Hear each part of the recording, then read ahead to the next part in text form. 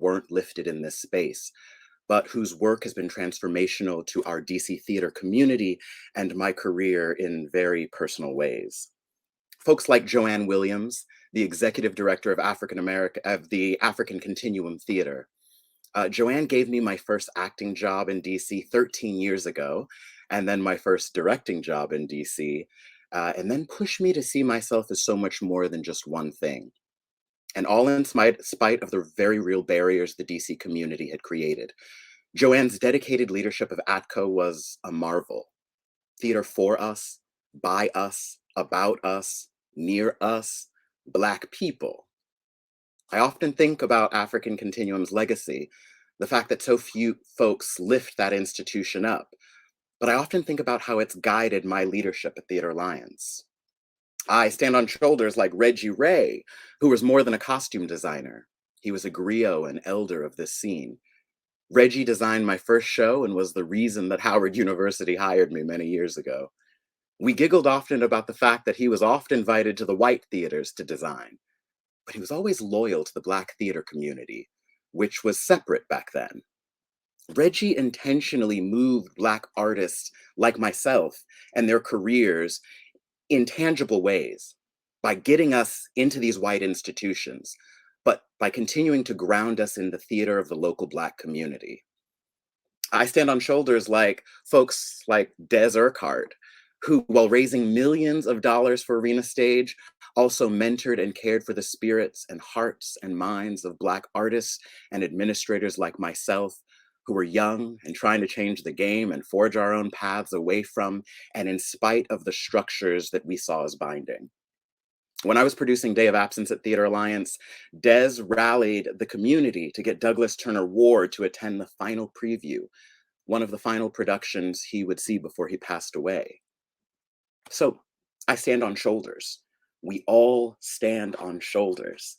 So I want to go ahead and take a moment because I think that often in our community, there are folks who don't get their flowers, who don't get their praise. And so in the chat right now, I would just love to go ahead and open space for anyone who is here to lift up the names of folks who we often forget to celebrate. And I want to do that for like 2 minutes. So throw names into the chat of folks who deserve their flowers. Let's go.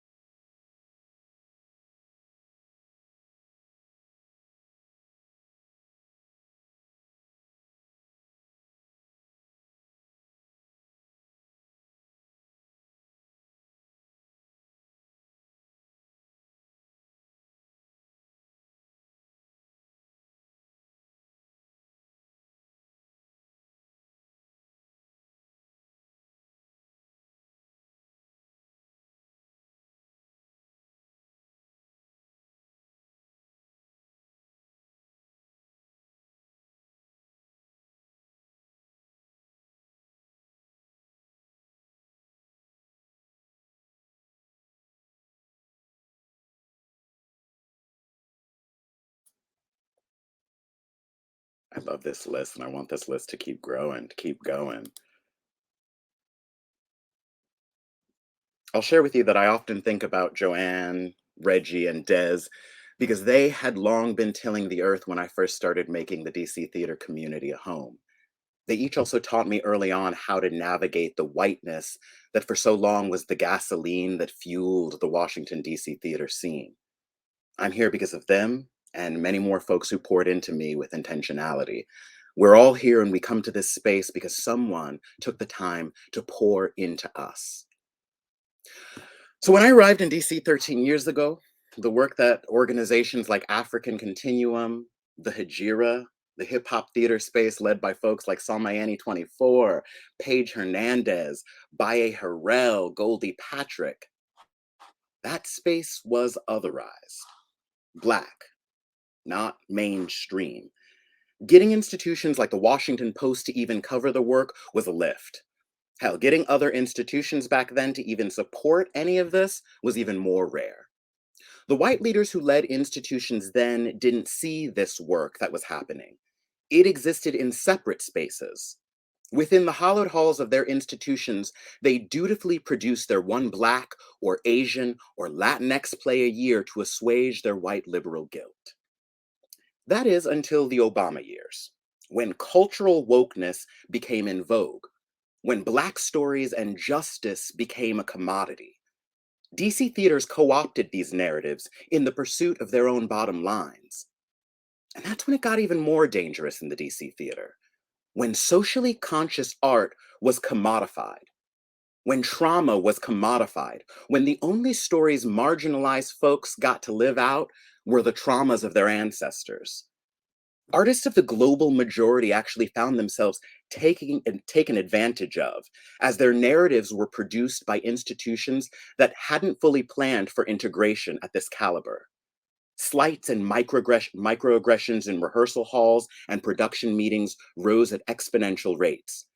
And while those same companies were inflicting traumas upon artists in their rehearsal halls, marketing departments sold socially conscious wokeness to their audiences.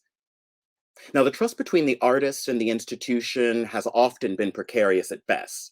I'd venture to say the last few seasons of projected wokeness perpetuated a gaslighting that seemingly ruptured what little trust was left. And here's where we find, in my opinion, the first fault line between institutions and artists. So, while marketing departments were busy supporting earned revenue initiatives, community engagement and education departments were busy building programming that would cultivate contributed revenue for their institutions. Community engagement and education departments began building programming disconnected from authentic community needs. Blinded by the pursuit of grant funding, institutions began building programs for granting agencies. These programs often ran without oversight. All the while, these institutions reported to granting agencies about all the ways they were impacting and transforming their community in the most bombastic ways. And when those granting agencies stopped funding community programming, institutions would simply collapse those programs, collapse those positions, or collapse those departments without any regard to the community that they purported to serve, without any thought of the real gaps they might be creating within those communities by simply pulling out. Community building, community engagement, and education cannot be transactional. And yet, in the pursuit of grants and fundraising, the work quickly became transactional, and trust was broken. So here, a second fault line appears between institutions and their community programming. But my argument isn't that institutions exist exclusively at the center of the fault lines. I'd invite us to take one step back and think even larger picture. The nonprofit industrial complex is the center of the problem we must contend with as an industry. If, for example, the DC Commission can fund new lobby spaces for larger institutions that don't need new lobby spaces, then why aren't they supporting, no, leading the development of theater spaces in theater deserts here in DC? How nonprofits are supported by local funding must be a part of every conversation we're having around equity. Now, these funds are governed by boards. Executive directors and artistic directors report to boards. Executive directors and artistic directors are hired by boards. And the boards of many of the largest cultural institutions here in DC are predominantly white. Now, why is this? Is it because white people have the money here in DC? I actually want to push against that idea. It's born of an oversimplification that actually doesn't take into account real data. It's also kind of racist to be like, Black and brown people don't have money. It was racist. It's dangerous to believe that all gaps in equality center at race. Empirical data matters. We know that when age and class are taken into account, structural gaps along race lines actually substantively close. That data is particularly true here in DC, our community, where we live. So, for the sake of this argument, among the subset of middle and upper class folks of color, how do we account for their absence at the board level within service of our local institutions? Many institutions report there aren't enough folks from Black and brown communities who want to serve.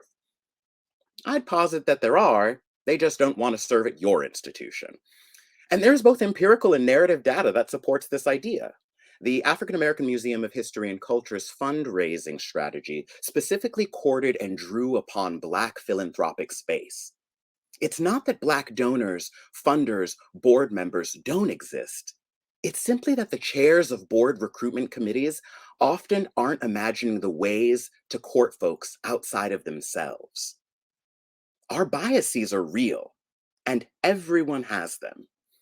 Dr. Mahzarin Banaji at Harvard is leading in studies around implicit bias. I was fortunate enough to go to Harvard and study with cultural leaders from around the country as part of the National Arts Strategy Initiative around reimagining our cultural institutions. Dr. Banaji does this really, really dope experiment that I actually want to do with everyone now. I have to make sure that you can see me. Okay, so Dr. Banaji often shows this image. And as soon as she shows this image, often folks are asked what they see. Folks often cite that they see two tables, with each having three legs. Then, often, folks report that the tables are of different sizes. That's where Dr. Banaji actually says we encounter what she calls a mind bug. Because when the tables are actually flipped, we actually see that those tables are the exact same size. So, what does that experiment say? Mind bugs are like biases. They prevent us from seeing the whole truth because our brain actually works very quickly to rationalize and create a truth. So, the same thing is happening on our boards. It's really easy to say, diversify your board. It's harder to actually do that. Why? Well, not only are folks bringing in their biases into the board recruitment process, we also live at a moment in time that is more segregated than the 60s. Board membership actually asks folks to give, but also to draw upon their own personal and professional networks. So, if this subset of white folks who are bringing their biases into the room constantly are pulling upon folks within their network, it's no wonder that we've witnessed the development of insular white boards. So, boards tend to be homogenous along class, race, and age lines. Then, executive directors and artistic directors find themselves trying to please their boards through their artistic choices. But I think that's also a dangerous idea. A subset of people who have access determining what the art can and can't be. Not only are executive directors and artistic directors not seemingly able to motivate their boards to take artistic risks, they also haven't been transparent about the harm being inflicted within their institutions. That's problematic because boards are responsible for the governance of their institutions. But how do you govern if you don't know what's actually happening? And so a third fault line appears between institutions and their boards. Okay, new story, change of subject. A few weeks ago, I was in Florida. You should know that my Black family are a subset of working class people. Yeah, always have been. My grandmother and my great grandmother were domestics, working people. I have a cousin that works at Walmart. I was explaining to her that my company was working on being more equitable by not doing 10 out of 12s. I then had to explain what a 10 out of 12 was, and she said, "What? Y'all just playing pretend for 10 hours?" As a theater artist, I of course bristled and I said, "No, we're working to pull the show together." She pushed back again. "Yeah, so you play and pretend for 10 hours and everyone's getting paid. Y'all lucky. I wish I got paid for playing pretend." New story. My partner Eric, hi baby, my partner Eric has been working at a bakery through the pandemic. A few weeks ago, he shared with a colleague who had recently been hired that he worked in the theater as a second job. She asked, "What is theater?" She's a grown woman with children. Eric had to explain to her what the theater even was. New story. Right before the pandemic, I was leaving my house. I live right up the street from the theater here in Anacostia. I saw my neighbor and she asked where I was going. I said, "I have a show tonight. What are you doing?" She said, "Nothing, but I wish I could go to the theater and be fancy." I said, "You don't have to be fancy. I'm wearing shorts and a tee. Why don't you come with me and I'll get you a seat?" She said, "Maybe next time. I got to be ready to be around fancy theater people." I tell these three seemingly disconnected stories purposefully because I think they articulate for me the final and most dangerous fault line that has appeared, a separation of theater from the real lived lives and experiences of real people, not the academic liberal elite, but real people. I'll share that I was a Helen Hayes judge for 3 years. During my tenure, I adjudicated over 200 or so productions. Often as a judge, I was one of very few people of color in the audience. I also was often the youngest person at the theater. As institutions begin studying the demographics of their audiences, they quickly learn that their audiences, much like their boards, are homogenous along race, class, and age lines. So, here we stand on the ground of the DC Theater at the center of these four major fault lines: institutions and artists, institutions and their community programming, institutions and their boards, and institutions and the people. But my little talk can't just end there, right? It's not enough for me to point out that these faults exist. Institutions, theater leaders, boards, and artists must be working to address these faults for the survival of both our community and our form. So, in thinking about the major fault lines that exist between institutions and artists, we know that institutions have to pour into the local community and make tangible investments in the artists who live in the DMV. Now, what might that actually look like? Hiring local has been a major conversation, particularly as we move to the other side of the pandemic. Much like the post recession Obama years, we're now seeing institutions focusing on hiring locally. The problem is that these hiring practices center budgets. They don't center people. I worry that when budgets are ultimately met, institutions again will turn towards New York and other cities for hiring. This occurs because the pool of talent here in DC simply isn't deep enough to support all 96 theater companies. Institutions instead have to make an investment in not only hiring local talent, but growing and nurturing that local talent pool. But growth and learning can't happen on stage while the pressure of the audience and box office simultaneously loom. So, what if institutions collectively centered growing our local talent in learning incubator spaces? What if institutions centered space for artists to practice their craft? Because theater as a form is a craft that demands practice. This makes practical business sense. Investing in artists in DC now will give us a major return on our investment down the line when we don't have to bring actors from other cities, which is always an added cost when budgeting. What if institutions were collectively responsible for the artists who call DC home?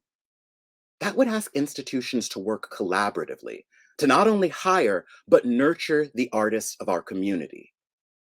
But in depth, intentional community based collaboration like this asks art leaders to show up, to make our community a priority over the needs of their individual institutions.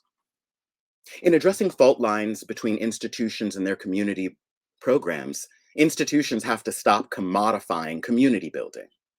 True community engagement is an outgrowth of an institution's mission in service of the needs identified and stated by the community.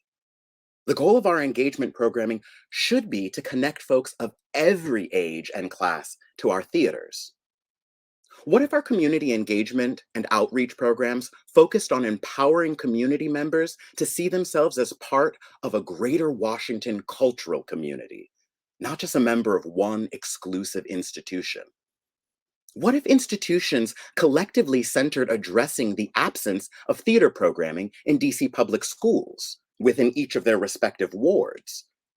In doing so, they'd be cultivating a new audience, diversifying the field, and empowering young people to use the arts to synthesize their own lives and imagine their own futures. What if institutions tangibly poured into university theater programs throughout the DMV? And in doing so, address the absence of a pipeline for artists moving from the academic, pre professional space into the professional world? What if institutions supported care facilities and spaces that serve neurodiverse population, using theater to both exchange experience and cultivate real life skills directly for community members? But in depth, intentional, community based programming like this asks art leaders to show up, to make our community a priority over the needs of their individual institutions. In addressing the fault lines between institutions and their boards, what if boards of institutions created strategies and measures for accountability? Accountability for leaders, artists, administrators, staffs, their communities, and themselves. And what if those measures for accountability were publicly known, monitored by an outside entity? And what if those same ideas were purposefully ever evolving the way that these ideas have to be? What if institutions focused on having the composition of their boards reflective of the demographics of the folks within their community along race, class, and age lines? What if institutions decentralized their governance structures, allowing folks from the community to also have a say in the leadership, growth, and development of these institutions? What if institutions collectively pooled or shared board members? Encouraging more board membership at multiple theater institutions might be a way to get resources, ideas, and talent shared between organizations of all size. Shared board members might better support our theater ecosystem because they would directly disrupt the notions of competition that are corroding our community. But in depth, intentional board development like this asks institutions to show up, to make our community a priority over the needs of any one individual institution. And finally, the fault line that exists between theater and real people, perhaps one of the most fundamental gaps that we all have a responsibility to close. What if we collectively agree to stop calling our theater work important? I want to qualify that it's important to you, but as my cousin says, y'all just playing pretend over there. When we prescribe the value of our work and then folks come to see that work, we've set them up for failure.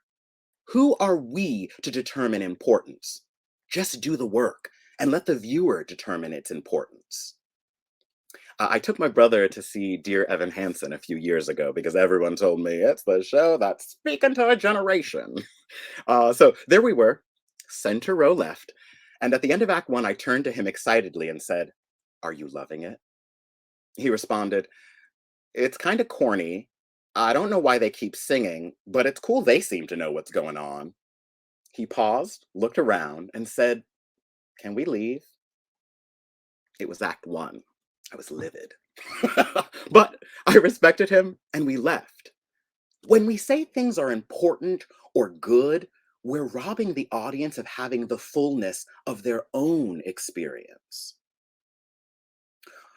What if we stopped turning our nose up at film, TV, gaming, and the digital arts, forms that the average person consumes daily? It's funny, as the pandemic began, we heard a number of institutions exclaim, "We don't make movies. That's not who we are." But then a few months later, they started making some bad Zoom plays. When they were saying they didn't want to create digital material, what they were saying is we don't want to meet our audiences where they are. They traditionally come to us because we're theater and we're important. That's dangerous because they weren't coming before the pandemic and they aren't coming now, y'all. Not at this rate. What if we thought about the art pouring from our art institutions in the same way we thought about sports? Hear me out. I'm not really a sports queen, but we always talk about the magic of theater being, and I quote, the in person nature of it. But when I watch my brothers watch soccer on TV, they're moved by the same emotions that the fans in the stands are moved by. Hell, I've seen my brothers actually have more emotion watching games than they have at any piece of theater I've presented. Over time, we've cultured an audience to actually engage with sports in both in person and digital mediums. Why aren't we pioneering and engineering that same space for the theater? Oh, I know, because we're busy producing important work. I mean, the real tea, institutional leaders should be ashamed of the boring work that they were pumping out before the pandemic. Again, as a Helen Hayes judge, I saw a large breadth of the work being presented throughout our community. It was not abnormal for me to see folks sleeping in the theater. And not just a little sleep, like I'm nodding off, but like I mean like a deep snoring sleep. Some of the most expensive naps in DC happen in many of our theaters. I venture to say that the work we're producing isn't exciting. It's not engaging.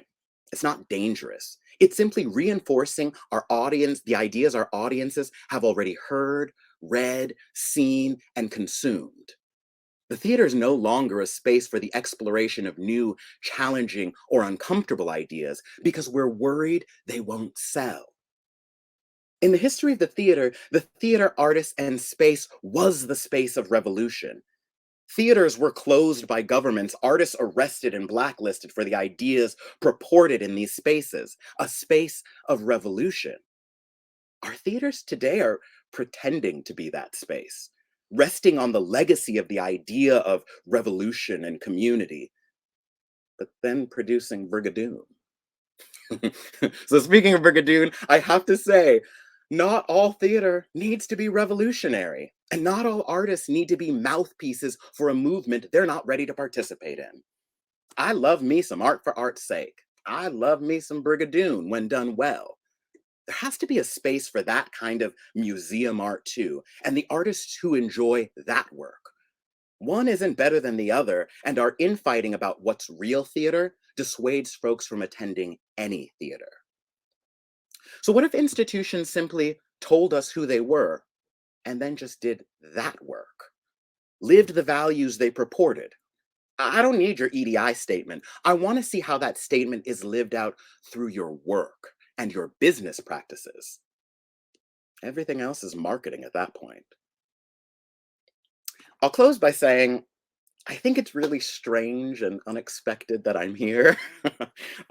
When I first arrived in DC, I was only going to stay for about 8 months. I was here for a fellowship, but then I deeply fell in love with this DC theater community. I've had the opportunity to see the full breadth of our community and who we are as an actor myself, a director, a teaching artist, a professor, a producer, a Helen Hayes judge, and now the artistic leader of an arts institution that I'm very proud to say is dope as hell. But we're ever evolving. We are continuing to center our community in very real and intentional ways. But what I've learned over the years is that we have pockets of really beautiful community here. Pockets. But can't help but feel that I don't know who we are collectively as a community. These fault lines seem to separate and divide us. And until we actively work to address them, I think we'll find ourselves in this sunken place that permeates our theater spirit and robs us of our collective imagination to dream big, robs us of the ability to ask, what if? And robs us of the ability to fully realize the community that we each really want to call home. So, Who are we as a community? And how do we continue to build upon that? That takes effort, both at the institutional level and the individual level. But I think it is effort that is totally well worth it. So I think I've spoken enough. I had a lot to say. That was a lot to say. That was many, many notes. So what I want to do now is I want to go ahead and open it up. I want to bring into the space both Farah and Regina so that we can close out our time together, our long 2 days.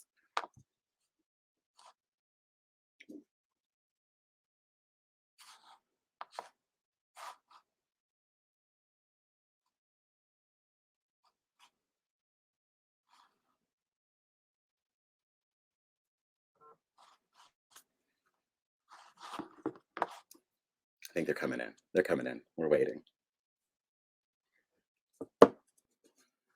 I'm so excited to be here. What a great 2 days, by the way. Now that I'm away from those formal statements. Really, really dope, y'all. Like the things that folks had to say in these rooms, just phenomenal. So I'm so glad to be here with y'all. I think this final moment is also for questions. So if there are questions or thoughts that you want us to lift up, we can also do that. And then we can also go drink.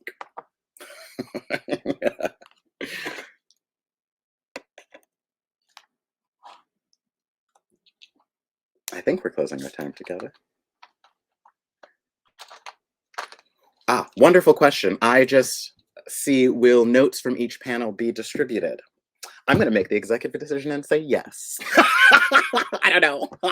I'm going to wait for Regina and Farah to join us, but I'm just going to say yes. It would be strange if it didn't. So I'm going to say yes, but Regina and Farah will come in and tell us otherwise and how to access them, those notes.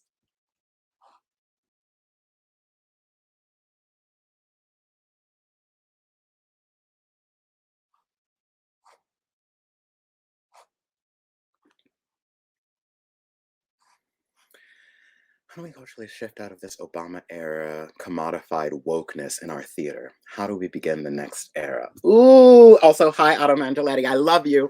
That's a really, really, really wonderful question. How do we shift out of this Obama era commodified wokeness in our theater?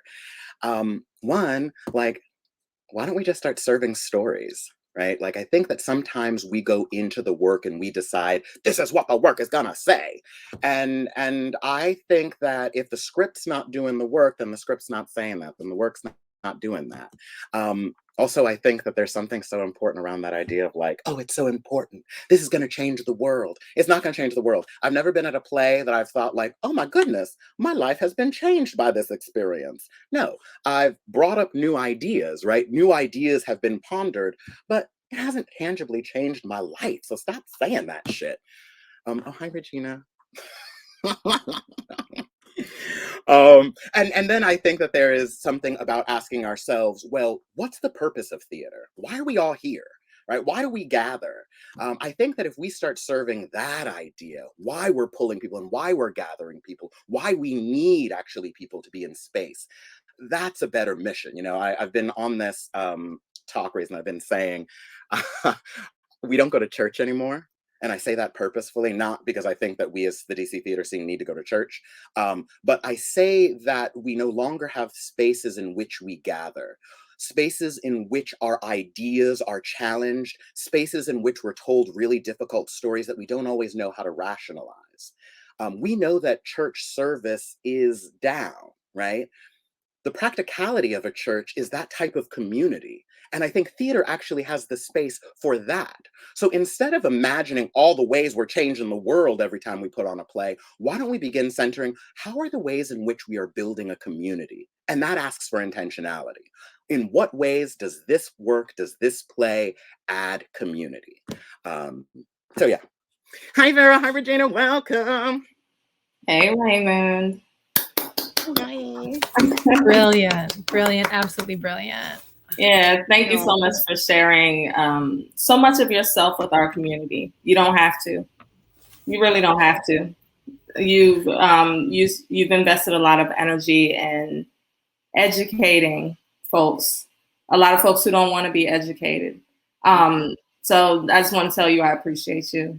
And I thank you for everything that you do, and how much value you add to this space and, yeah, just my community of the people who I see as community in this theater town. So thank you. Oh, thank you. I adore you. Regina, you want to say something? Yeah, I mean, I just, I'm going to start crying again. Yeah, like I'm just telling you, like, no, I'm just going to put myself unmute myself. But, everything that you have said articulates questions that have floated in my mind, like not fully formed, because at the same time that I have these feelings and these questions, I am working within a structure that makes me feel like those things are impossible. And we have been working in silos, and we have been working to survive and not having these conversations openly, and not having enough investment, and not talking about how we live in a capitalist society and theater has become a commodity. Therefore, the bodies that are on stage are commodities, the talent that we are asking to come into rooms. So the stories themselves become commodities. And that's where that like, to me, it sounds like it's only important if it sells, right?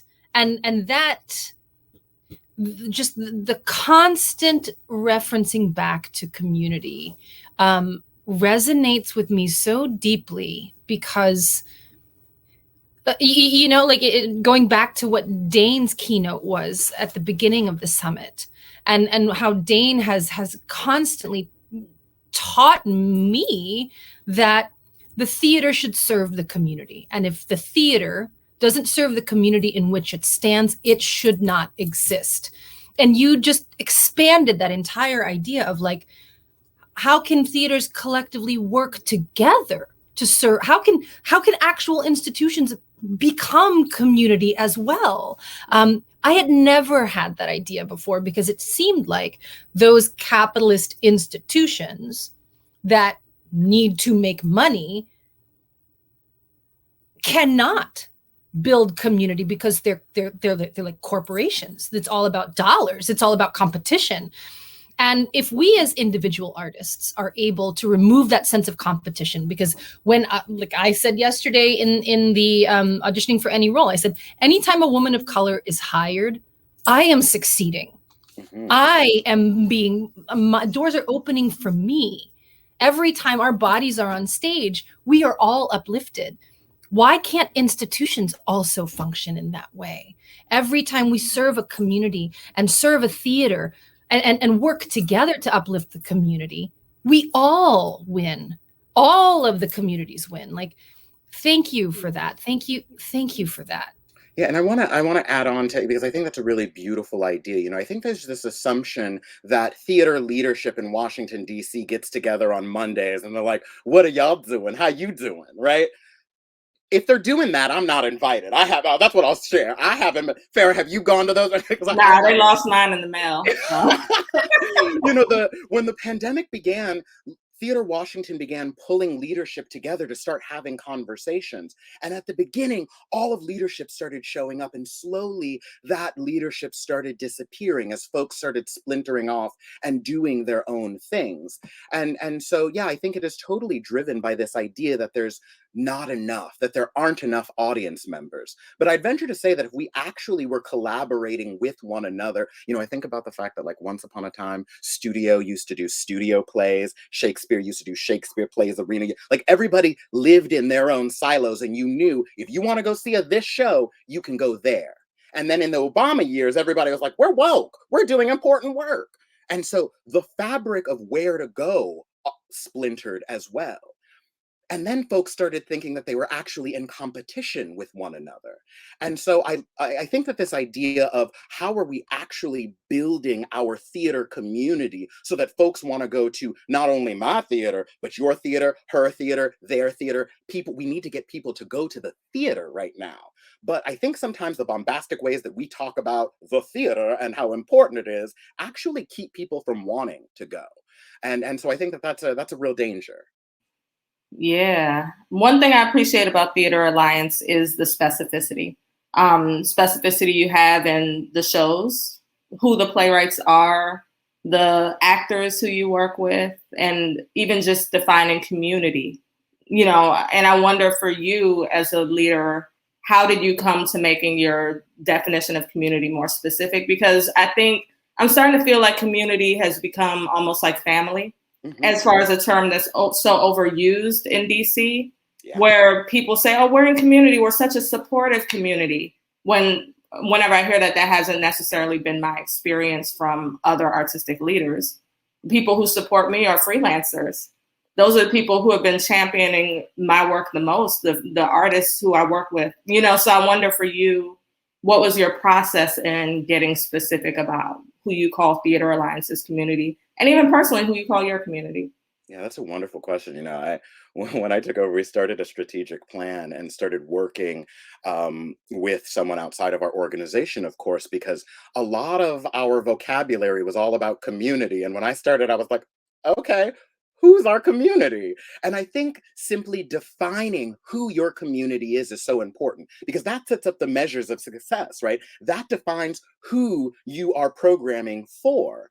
And so for us, actually laying out the vocabulary of who our community was, and very specifically. And so we think of our community at Theater Alliance, at least, as Anacostia Ward 8 first, because that is the community we find ourselves within.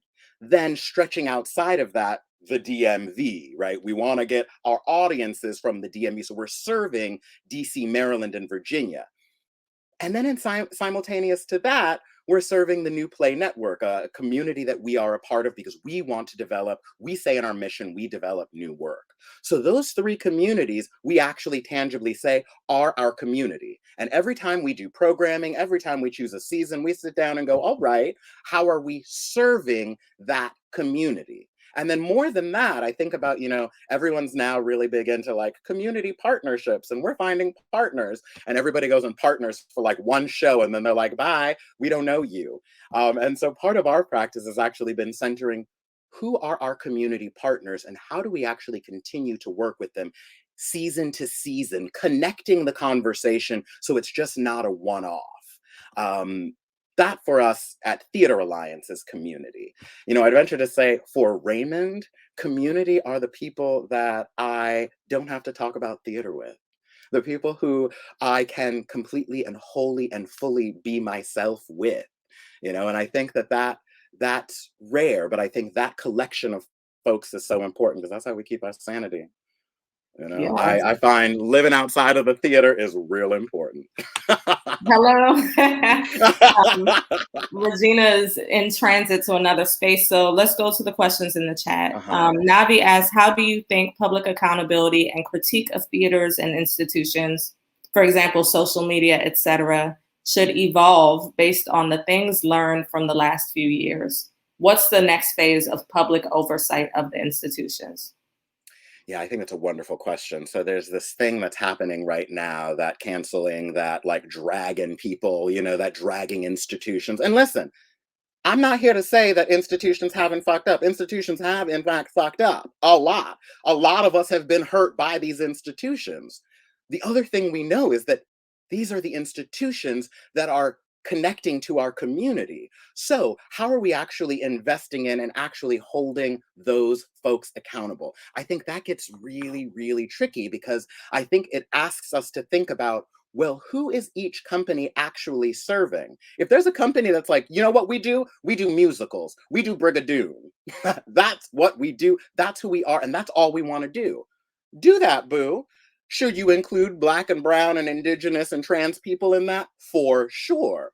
But if you don't do that, some other theater company will. And I think right now there's this idea, this preoccupation with finding theater companies. I'm going to destroy that theater company. I promise you that theater company will die on its own and doesn't deserve your dragging effort. You're putting too much energy into that, boo. You're putting way too much energy into that. So instead, go pour into an organization that you actually tangibly love and support. Don't waste your time trying to cancel some shit because that shit's going to cancel anyway. Trust and believe that. Wow.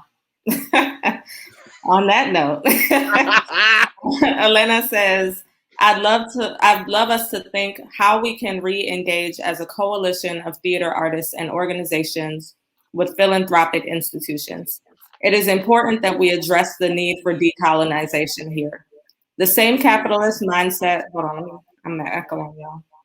The same capitalist mindset of scarcity is promoted here, and the thought of altruism only promotes white supremacy culture. In fact, our art, our services address their needs. After all, we're a tax write-off. Let's talk about how we start those conversations. Apologies for the technical difficulties, everybody, with the echo. Ree has been copying the questions in the chat, so if you weren't able to follow me, Ree just posted it. Thank you, Ree.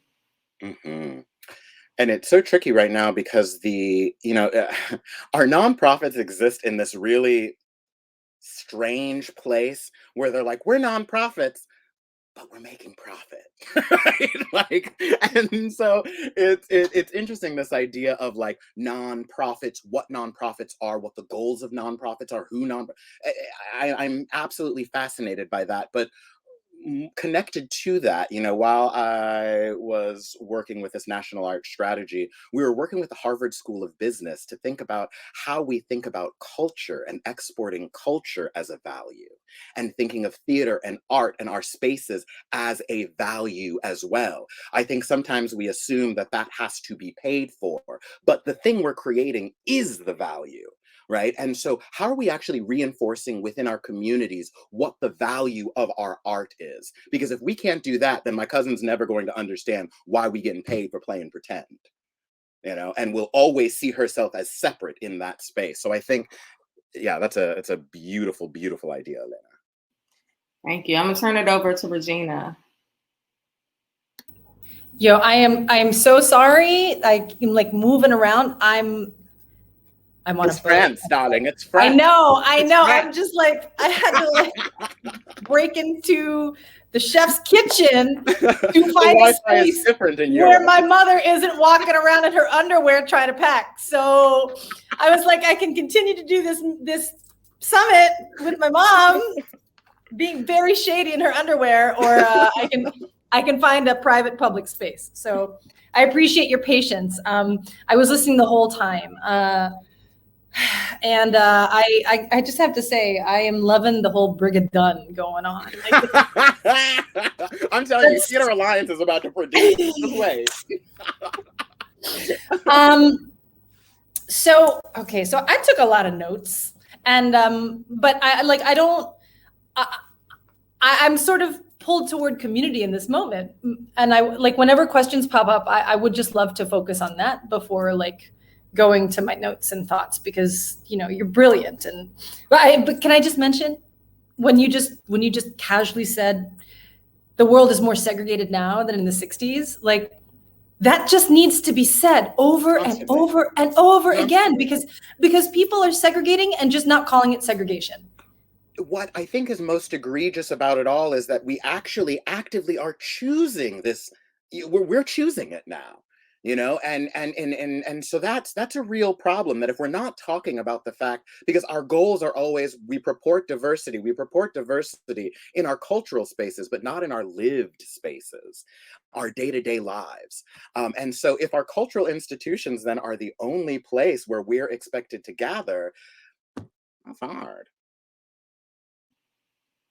I mean, talking about like, God, so many things came up in terms of like accessibility, and speaking of your cousin who when Eric, who was it that was around, somebody who had never been to the theater, like didn't know what theater was. Yeah, and I think about the comment. I was a reader once in a classical theater space, and everyone that they brought in, almost entirely except for 2 people, were actors of color. And I thought, wow, this is so great. And when the actors came in, I could tell that they were nervous.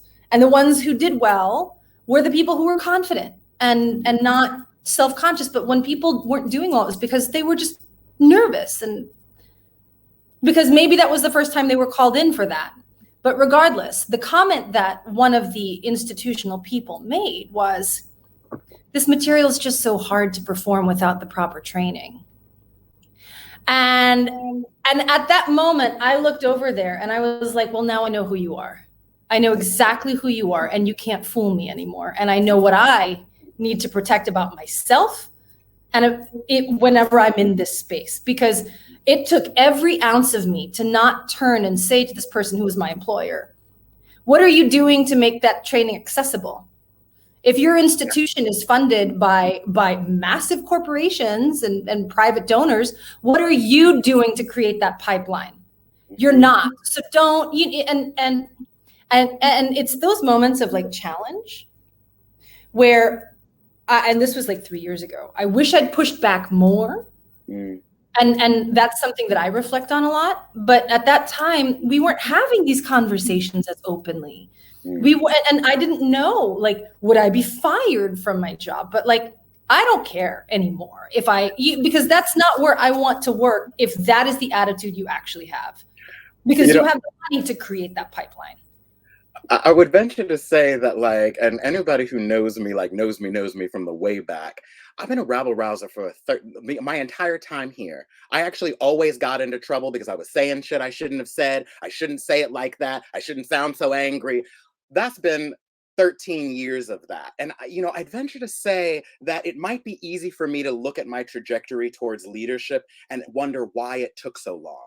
Because peers of mine with equal degrees leaped through hoops drastically, right? And here I was sitting, waiting, thinking, well, what am I doing wrong? And the thing I was doing wrong was I was running my mouth too much. I was letting everybody know exactly when shit was wrong.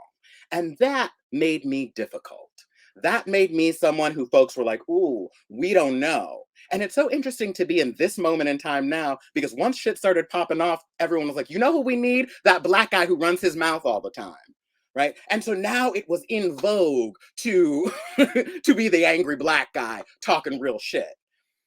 And so I think about that often, because I also have to recognize that, like, running your mouth like that, the ways in which I move through the world are a byproduct of the world that I grew up in. And I will say, and I will share, that I grew up in what my father would call exclusively Black space. I watched Black television, read Black books. I thought Black people were the epicenter of the world. And so when I entered the world and folks started telling me, oh no, you're not the center of the world, I was like, be damned, I sure am, right? And I had the vocabulary to go, fuck you. Right? Because I had been prepared for that. And I think about the ways in which folks actually aren't prepared for that, aren't actually prepared to tangibly stand up then for what they believe and have the vocabulary to navigate that. I also understand that a lot of people aren't confrontational that way, right? And so when I think about movements, I think that movements actually take all types. It takes the loudmouth who wants to be on the front cussing everybody, and it takes the other person who believes in it as well, but is not the mouthpiece, can fold, can organize in whole other ways. So I often ask folks to think about their own positionality based upon who they are, the type of modes in which they have been acculturated to move through the world, and use those skills as part of the revolution or moving ideas forward. So I totally get that. Like, you weren't that person then, you are now. And that's also the joy of who we are. We're always evolving in that way, in that space. So now so many of us now have the vocabulary to see when shit is going wrong, to say, oh, no. Now I have the vocabulary because I've practiced saying those things. And I think that gets to me at another space and place that, we're all expected to be activists. We're all expected to know the vocabulary, but we don't always know the vocabulary. So sometimes I hear some of these terms, these EDI terms that are being spit out, and I'm like, the fuck does that mean? I regularly don't know, y'all. I don't know. There are all kinds of terms. And I know I'm supposed to be keeping up as well. But I think that sometimes those terms actually are also about excluding a subset of people, right? Because sometimes I feel, oh shit, did I not read my book? Did I not read my Bible yet? And therefore, then I can't be in this conversation. And if I'm thinking I'm excluded that way, I can only imagine how other folks feel that they're excluded. So I think vocabulary is important and pushing ideas are important, but I also think about, like, who we're leaving out in the pursuit of some of these big terms and words. So I'm a big fan of every time you say something, you better define it. and you better give me a practical example, or else I don't get it. And I think that that's true of a lot of people, my family included. Well, thank you for saying that and for that grace. And I think that's something that also isn't, we're not practiced at, is giving ourselves grace for when we don't know something. So you just saying, there are things I don't know. Like, there's plenty of stuff I don't know yet. And I am on a continuous journey. And I think the fear of not knowing has prevented a lot of people from speaking up, because for fear of being left out, or for fear of offending somebody. But giving ourselves grace for where we are in our journey and wanting to move forward is, something that I really appreciate you talking about. So thank you. I'm supposed to also know those words, and I don't know them. Sometimes I'm like, oh, but I'm leading Theater Alliance. I'm supposed to know these big words and fancy terms. Oh shit, I'm gonna get canceled. So I keep waiting to get canceled any moment, because I'm like, oh, what if I don't know the word? And so I think that there is something about like being able to say actively, I don't know, right? If I think about this moment now so often, because I think so many of our ideas are being cultivated in digital space. We are taking ideas and applying them to our lives immediately. But I think that there's something about also exercising ideas, pushing against ideas. I'll openly share that, I think that much of the anti-racism vocabulary that is perpetuated in many spaces, I don't understand. And if I don't understand, then I just get really quiet. And I think if that's my experience, then what are the experience of other folks, even just like me, right? It's another way for us to exclude folks. And so I'm such a big fan of, like, when we're using terms, define them, because I think that oftentimes we can be gatekeepers of this vocabulary as well. And anyone who's not woke using the vocabulary we're using then gets canceled. And I think that that's dangerous. I think that anytime we are blindly agreeing, that's really dangerous, because that's not supposed to be our position as artists. We're actually supposed to question things. So yeah. Yes. Thank you for that. And I've been thinking a lot about that lately, just how over intellectualized a lot of movements have become and language.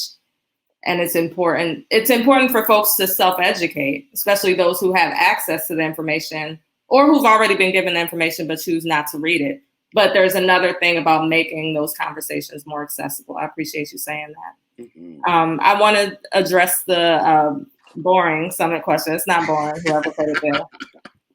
So boring summit question, but related to the $10 million nonprofits that were mentioned in the chat. Has there been any talk of scheduling the panel that had to get bumped on equity and pay and hiring practices? Yes, I could speak to that. I was supposed to lead that panel. What had happened was a couple of panelists had to cancel, and it became a thing of scrambling a week out from the summit beginning. And I said, why? Why create this sense of urgency to have a conversation that we're not ready to have? And also, it seemed very broad of a conversation to have. So we're in conversation behind the scenes about Theater Washington creating follow-up conversations to this outside of just this 2-day summit. So that is to come. It just wasn't ready yet. And we'd rather serve you things that are ready than just do it because we said we were going to do it. So that's what happened with that. Thank you for asking. Farah, I think this is a place where we can mention that there is going to be a post-summit survey for you to give us feedback. So, the conversations, if there are future needs for these types of conversations that Theater Washington can organize, hearing from you what you would like those things to be as the community would be very helpful for Theater Washington. And I'm not with Theater Washington, but as part of this entire process, it has been centered on the community and also pushing against that sense of urgency to make sure, as Farah said, we're doing it right and centering on needs versus time or that feeling of obligation versus actually doing it correctly. So yes, please give us your feedback so we can continue these conversations, because it's been very enriching for me. And if it's been enriching for you, it'd be great for us to know. Yeah, thank you, Regina. And then Amy also posted just now that we will have a virtual feedback session for whoever is able to join. So you could give your feedback either at that session if you're available at that time, or in writing. So thank you. So Raymond, you and I have had the opportunity to see kind of behind the curtain, to be in conversations with DMV theater leadership that other folks are not privy to. And from those conversations, especially it made me think when you mentioned those virtual meetings that artistic leaders had at the start of the pandemic. And I stopped going to those because of the fact that there was one meeting in particular where there was a number of reasons why I stopped going. But one of the reasons I stopped going is because you had written a Facebook post that was calling out DMV theaters on some things. And I wasn't even at this meeting where you read the post aloud. But the recap I received is that you were met with silence. And one of the things that has really frustrated me is the silence that we are met with when we bring things up in spaces, but then we see statements that are not silent, verbose statements that say, this is what we support, this is what we believe in. So I wonder for you as a Black artistic director, because I've found myself getting very, very jaded and questioning, honestly, transparently, do I still want to stay in theater, or do I want to tell stories in another form? Because I don't like this all the time. So I wonder for you, how do you, what keeps you going? What keeps you motivated and wanting to tell it? You know, what are your sources of joy and of inspiration that keep you motivated to still be innovative and to still speak your truth, even when met with silence? Mm-hmm. I think that's a wonderful question. And I just want to lift that up. I read this long post, and I mean, you can go to my Facebook page. It was real long, so it got real uncomfortable. Like, and I was reading real slow, so everybody could really digest it. And then Amy turned to everyone, and Amy was like, "Does anyone want to say anything?" Crickets. And then people started to say, like, thank you for sharing those ideas. But the conversation didn't move. And I started realizing the ways in which so many of these institutions, I think about these institutions like huge ships, right? I think about ships because oftentimes, and I think about Theater Alliance, we're a little boat. We're scooting along and we could turn really quickly. And I go like, oh, we're not doing that anymore. And we can turn. That's the joy of the nimbleness of who we are, because of the ways in which we actually are. And, the vocabulary we use, we're human centered. So all of our work is human design and centers people. But I totally recognize that many of the large behemoths don't operate that way. And a ship takes quite some time to turn, right? I think about many of those leaders who have had very private conversations with me, of course, and are like, oh my God, yes, thank you for saying that. That's what needs to be said. But then they go back to their institutions and look at their big ships that they have to keep the lights on, that they have to keep paying staffs of 100 plus. And then they get to their boards and they don't quite know how to teach their boards what this moment is. You got a bunch of old people, liberal white people, who think that they are just so liberal. And so they, in their minds, think, but we're doing so well. And in their mind, this moment is like a hand slapping moment, a moment of saying, you're wrong, you did horribly. It's hard for folks to receive feedback, especially this type of critique. I even think about myself like as an actor, getting notes. Oh, baby, it was real hard for me to get notes sometimes as an actor. I'm like, but I was trying to do that. Didn't you see that was my intention? Like, you get frustrated because you're trying so hard, right? I think that this same bristling is happening with many of these liberal white, and let's be honest, that's who's filling these boards, right? Not Klan members, but like liberal white people who really think that they are using their money for good and simply want to see the plays that bring them nostalgia, that remind them of times gone by, because those were the plays that they grew up on and really liked, right? So it's hard for institutions in this moment. and leaders, particularly, to show up and go, all right, y'all, the field has changed. Everyone actually demands inclusion. So we're going to start bringing Black and brown and trans folks in here. Well, to many of these boards, they're like, but wait, that's different. That's very different than what we've been doing than our norm.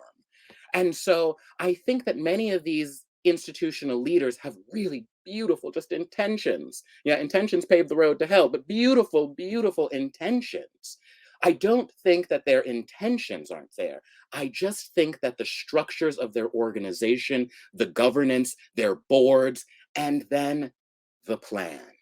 The thing about running a multi-million-dollar organization is that you are planning 2, 3, 4 years in advance. Why? Because you're fundraising 2, 3, 4 years in advance. You're lining up funders for specific shows. And then the community needs to be nimble and go, oh, that's an idea that we don't need to do anymore. But we've been planning that for 3 years. Thus, we see institutions simply just brushing off the shit they were going to do right before the pandemic and trying to push that back out there, right? Because an investment, a tangible investment, has already been made. So it's difficult. It's really hard. So what gives me joy is minding my own business. You know what I don't worry about? I don't worry about what any of those mofos are doing. I worry about what Theater Alliance is doing. I worry about the community that we say we're serving. Because at the end of the day, as I look at all the digital material that we produce, and trust, Jen and I look to see, like, who's watching? A lot of mofos are missing. A lot of mofos aren't showing up. They're talking about showing up, but they're not really showing up, right? I could lose sleep over that shit, or I could be like, oh, well, I'm gonna keep building with my community, with my folks, doing the work that matters. Because the shit that they're doing, that bullshit that they're doing, no sweat off my back, water off a duck's back. You do you, and I'm gonna do me. And I think we build our own audiences then that way. So it is frustrating. It is frustrating to be met with that type of silence. It's frustrating to read all of these statements. But at the end of the day, I'm not gonna have to concern myself with what's happening over there, because if I gave myself a migraine about that, I wouldn't have time to worry about all the things that I need to be having migraines about what's happening here at Theater Alliance. So yeah, I'm always trying to imagine the ways that I can partner with the larger organizations or with other organizations. So yeah. A to the man. All right, Rosina, what you got? Well, okay. So you said some things that made me think some things. And I just want to yes and this idea that, like, maybe these larger institutions are well intended. But I'd like to mention that I haven't seen a lot of major institutions at this summit. I've seen representatives from, I saw Adam here. I saw Joseph Rich. I saw lots of artistic directors, but I also noticed some were missing. There are artistic directors that are part of this summit that want to be included in participating in community and listening to community. But I don't see bigger institutions. I don't see these big ships that you were talking about, that you said, yes, it takes a long time because there's funding, but like those, when I don't see them here, when this is a summit that's based on the needs of the community, that has been made accessible, that there is, if you want to come and if you want to pay or not pay, it is inviting everyone, students, box office workers, designers, institutions, whoever you are, whatever you do in administration, you can be in this space if you are a theater practitioner. And let's talk. Where are those big institutions with the most funds? Where are they? I don't know. And for me, that speaks volumes.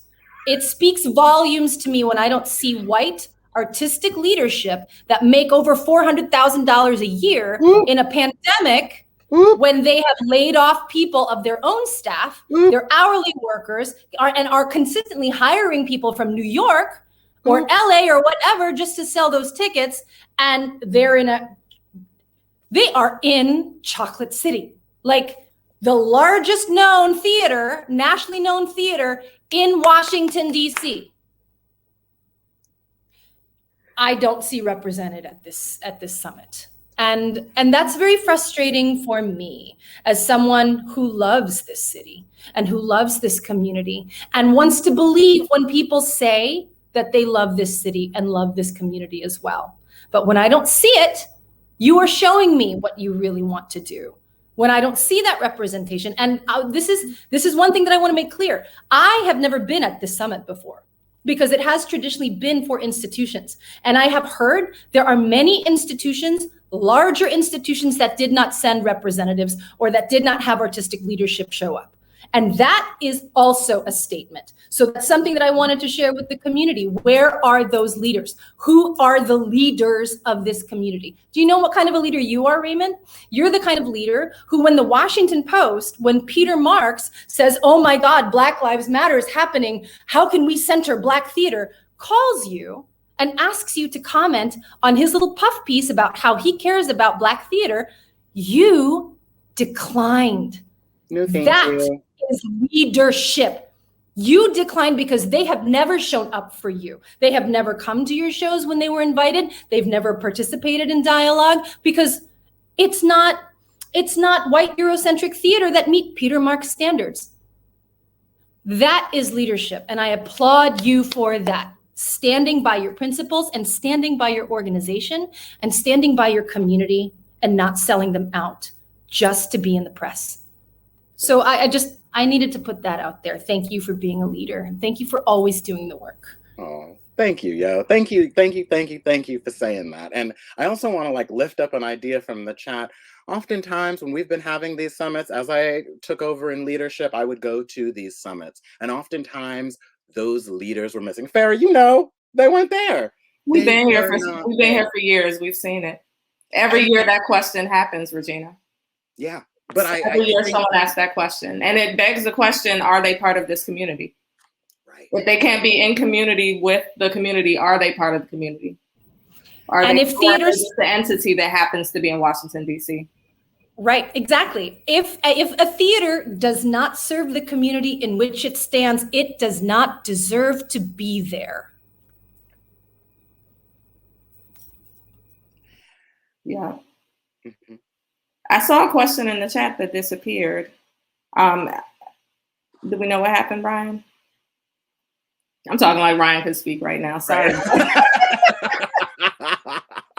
My bad. I'm putting you on the spot. Do you have the belief that DMV theaters can do better? There have been efforts from a lot of theaters to engage in reflection and training and bringing in more diverse populations into their spaces. Do you think, I think about all the what if questions that you were asking. Yeah. And I'm wondering, will the answer to any of those happen? Do you think there's hope that they could happen, or is it all theoretical? I can only exist in a space where I believe that folks can be better, right? It is not to my advantage or to my own mental health to assume that these folks can't be better. So I want to say that they can be. I want to say that they are. But I think that time will surely tell. I think that there is a question those of us who are here, right? How are we actually communicating to audiences who attend theater what's actually happening in our theater spaces? I think that actually right now in Washington, D.C. and most theater communities, there actually is a separation in who audiences are and their knowledge of what's happening, quote unquote, behind the scenes. I don't think that a lot of them actually know. And so I think documents like the We See You White American Theater give the opportunity for audience members to know. So I asked that question of DC theater audiences. How much do they know about the lack of cohesiveness of our community? And I think I have a greater question, whose responsibility then is it? Because ultimately, we're all separate right now. One person actually has to take the responsibility to go, all right, y'all, I'm gonna try to bring us all to the table. But there hasn't been any one organization that has been able to do that, right? So I think that I want to say that there's hope, and my hope is that a larger institution will go, our mission is to serving the DC theater community, not organizations, but the DC theater community, because that's how we actually create substantive levels of accountability for organizations. It's how we can hold organizations to the fire. So I want to say, I hope. To expand on that, and you had mentioned a lot of theaters are inviting Black and Brown and Indigenous practitioners into their spaces. Do you believe that can be done responsibly, in which they're like, how can they do it with safety and responsibility in mind if their structures are oppressive, if they don't understand? Do you know what I'm saying? And I mean, you probably already said it very articulately, but like, I am not able to really understand. And I was wondering if you can help me see how a theater that is so rooted in white Eurocentric misogynistic practice, or homophobic, transphobic practice, invite artists in and be able to create vulnerable work without being harmed. What does that look like? I don't know. I don't know what that looks like, because I think that it's asking us right now to think about institutions in the theoretical and not the practical. And so I think that as we start thinking about taking gigs, working with these larger organizations, actually going in with that conversation, some of the panels were really interesting to me, right? The ability to say no, that's really interesting to me. That asks you actually to live your politic. There were a number of institutions when I first got here that would regularly call me in to act for them, because I was an actor when I first arrived here. And when I started seeing, the practices of your organization are not my politic, I stopped going. Now, I totally recognize the fact that I had the power to do that. Also, maybe that's what stunted my career for so long and why it took me 13 years to get here. I don't know. But I will say, there is something about living your politic. As we go into these spaces and as spaces begin opening up, I think that there's actually space, particularly for local artists, to actually demand and make tangible demands. These are the moments and this is for me the moment of transformation. If we don't capitalize as a community on this moment now, if we don't actually sort out how we individually and collectively are holding organizations accountable, then the organizations will revert back to what they were doing before.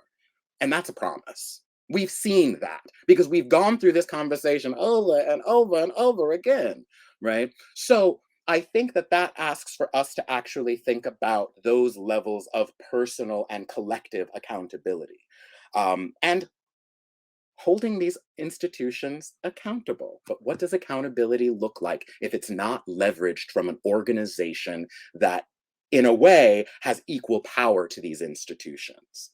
Therein lies the rub. That's when I invite Theater Washington to be that organization. I mean, that was the original intention of this summit. Like, y'all were part of the committee, those early conversations we were having last summer, early fall, that can we collectively as a DMV theater community come up with our list of demands? A lot of folks are looking to We See You White American Theater. And I find it so funny that there have been artists in our community who have spoken up about what they've needed, who have been ignored, who have been silenced, who have been blackballed. But this document that exists because there are people on that list who have clout, whose names you respect, or people who you'd love to work with. You believe them, but you don't believe us. So I wonder, and it's not shade to We See You. It's not shade to anybody on We See You, but I do wonder, as a community, can we make a specific list for ourselves, something that's tangible, because I think that's true accountability if you're actually listening to your own stakeholders, not trying to hold yourself to a standard of a document that you're not going to be able to achieve all 20, 35 pages or however long it was. But, at least you checked off 5 of them. So you're doing something to pat yourself on the back. But what about the people who are here? That's what I wonder. And that was the original intention. That was one of the first ideas. Can we have a document that we could leave this summit with, so that the artistic leadership who we knew wasn't going to show up, can't say that they didn't know. Is there documentation for what it is that we need? You no longer have the excuse that you didn't hear from people or that you didn't know, because it's there. And the summit continued to evolve, but that was one of the original intentions I had in this. There was something about that committee, we were all chatting about action and how to move our ideas, these ideas that are generated in this space, to actual tangible action and making real clear-cut demands of institutions. Summit. Yeah, Rex says the last few summits have had quote unquote action items coming out of the summit. Will that be a goal from this summit? Maybe the document Farah just mentioned. You're right, Rex, but the problem has been the follow through. Right. And also that the people who have been voluntold or tasked in those settings are also people who are experiencing oppression and who shouldn't be leading those, they're dealing with enough that shouldn't be leading those conversations. The burden should not be on them. I have been to one follow-up meeting from the summit, and that was the only meeting, so I think it's bigger than meetings. I think I'm meetinged out. I don't think it's even meetings at this point. I think it's, this is only my personal opinion, documentation of what is actually needed and what change is needed. And I love that idea of documentation, right? So there are a subset of ideas that we posit as a theater community that need to be transformed in our theater spaces. But it asks another institution to stand on the outside and go, who's not doing it? And then actively share with all of our audiences, these organizations are making the choice not to do this work. Not to call them out, but to call them out, right? So that we know who's actually vested in community. I think that a resource like that can even let artists know, these are the organizations that are doing the work, and then these are the organizations who are choosing not to. And then you still have the right, go work for that organization, Boo Boo Kitty, but you can't be surprised when harm or trauma happens. We let you know. We shared that, right?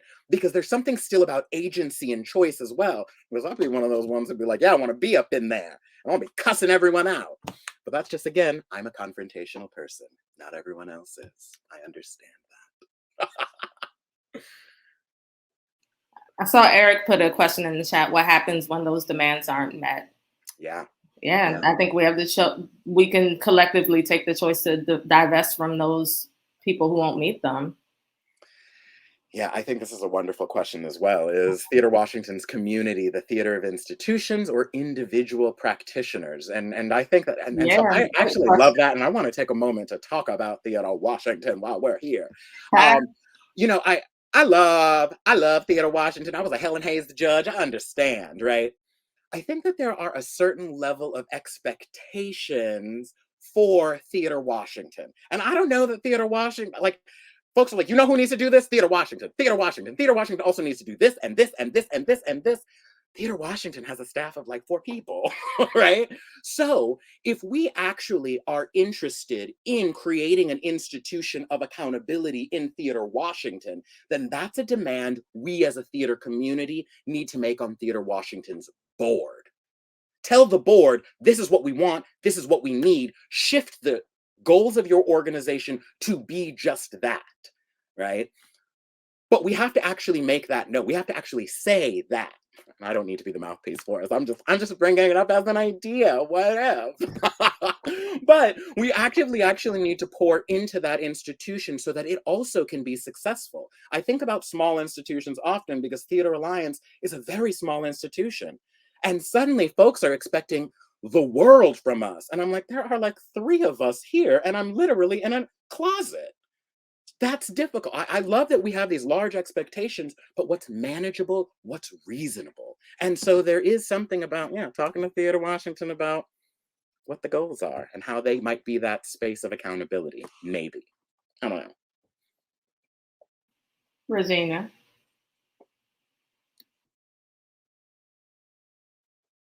She about to start crying, y'all.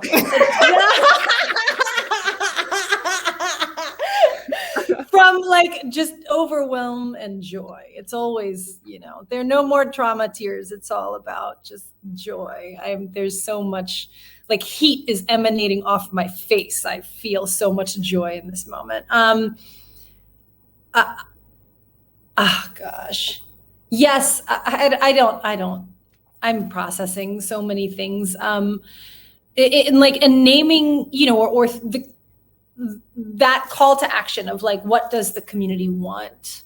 And how can the community pour into the channels that can help facilitate providing those resources to the community? It's a lot of, I think there's been a lot of misconception about Theater Washington, at least for me. Like when I first started acting, it was just the organization that produced the Helen Hayes Awards.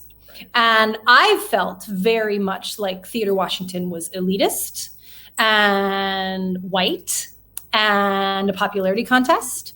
And, that theater institutions courted Theater Washington in order to get that recommendation and to get more awards and it, when you're just starting out and I'm talking about like almost 20 years ago, like that's daunting. And there's always this big gala and people pour money into it. And it just didn't feel like community. And I really feel the past few years after people started talking about the lack of diversity in the recipients of the awards and the nominees and the lack of diversity of, the size of theater and how the award structure started to change.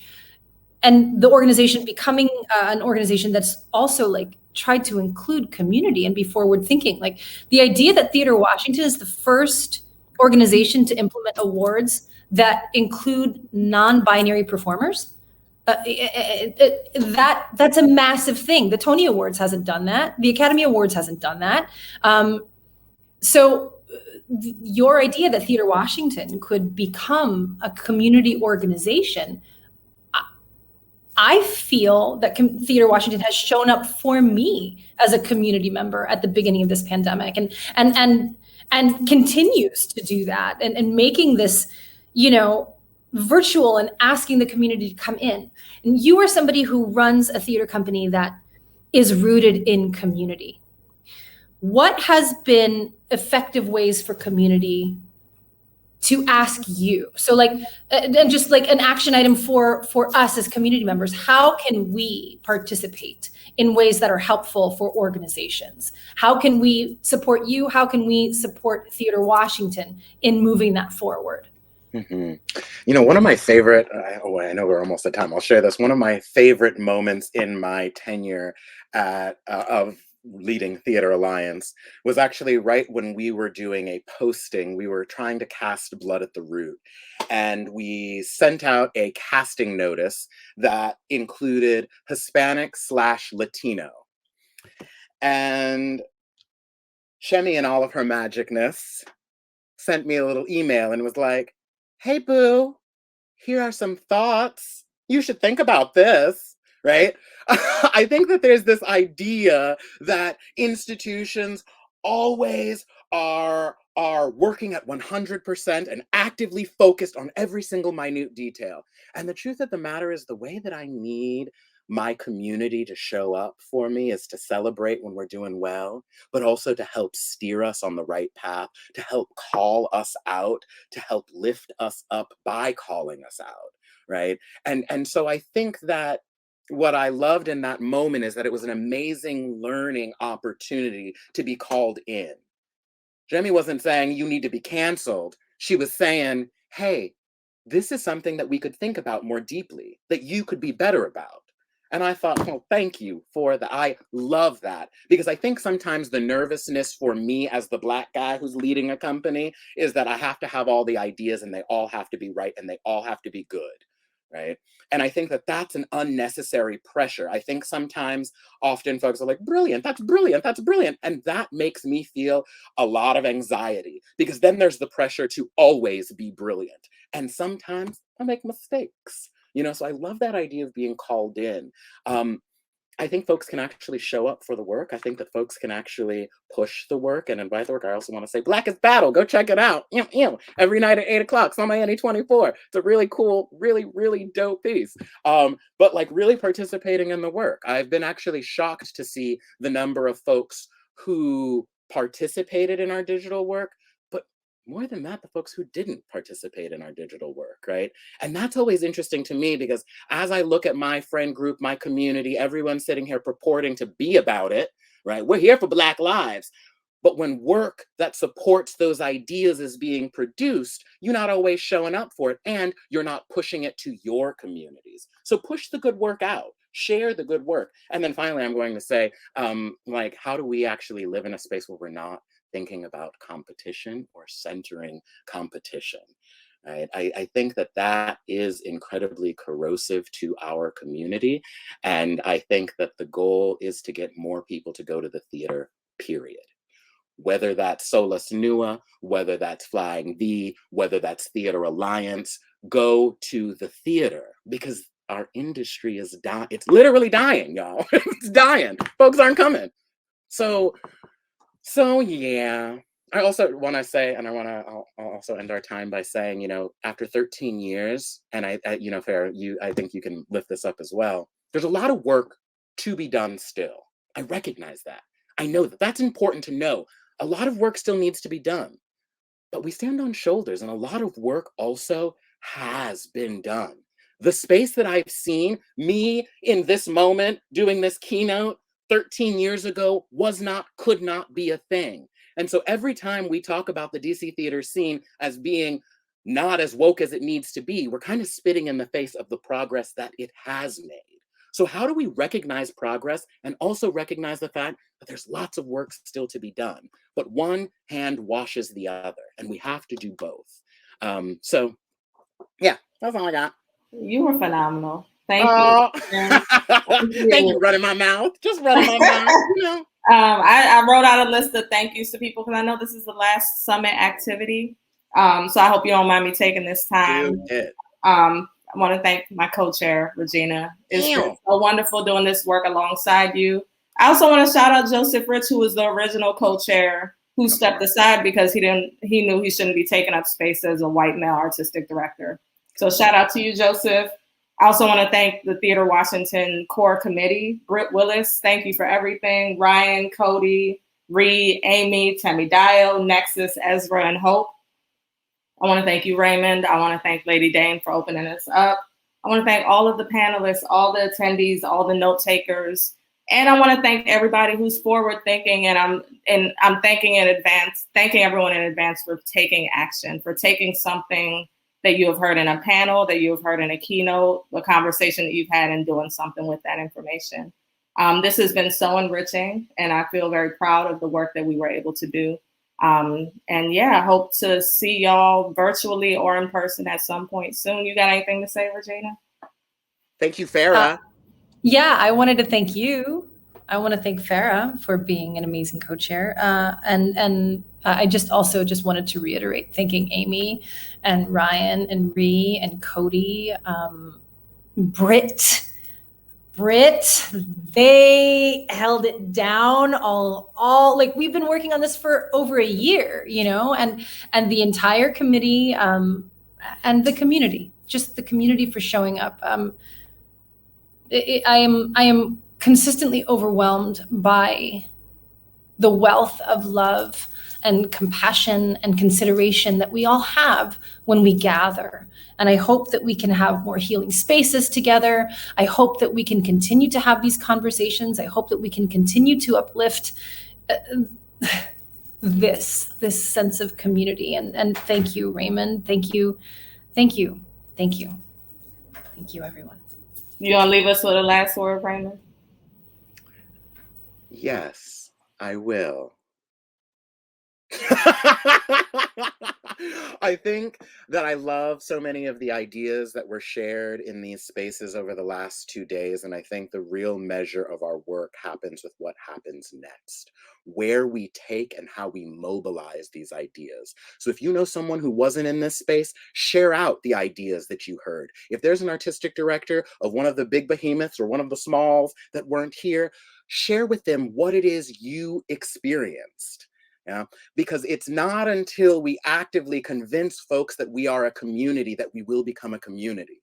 And so I think about the number of folks that were in our rooms, and I also think about the folks who weren't in our rooms. So how do we actually share out with them so that next year there are even more people, and the year after that even more people? Because community takes work, community takes time, but when we invest in it, community happens beautifully. So share out what you've experienced. That's all. Okay. Yeah. Thank you, everybody. I love y'all. There. Hang with your family and be safe. Yeah. Thank you, everybody, for attending and hanging in there with us. It's been a beautiful time. Rest. That's what I'm gonna do. Bye. Bye. Bye. Bye. Bye.